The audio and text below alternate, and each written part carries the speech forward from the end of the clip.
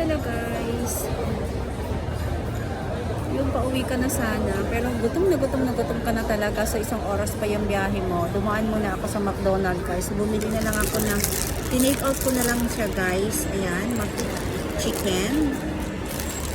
Kain tayo ng may chicken guys. Kasi nagutom na talaga ako. Gusto ko sanang tiisin yung gutom ko hanggang sa bahay na lang. Ayan guys, meron akong chicken. And guys, tingnan niyo naman ang ganda ng aking kapaligiran. Kaya dito na lang ako kumain sa labas. Actually, hindi naman masyadong mainit. Gusto ko lang manood gusto ko lang yung mga view dito guys sa mga buildings habang ako'y kumakain. Ayan guys. Ito naman yung view guys dito oh. Ayan, si Louis Vuitton. Kukote daw, kukote.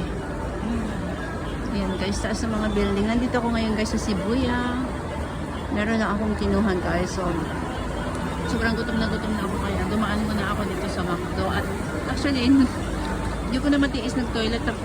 Kaso nga lang, parang gutom naman ako. Kaya kumain na lang din muna ako. Ayan guys, ang makikita niyo sa aking harapan. Ang ganda, di ba? Dito lang yan guys sa Shibuya Crossing. Ayan. Bye.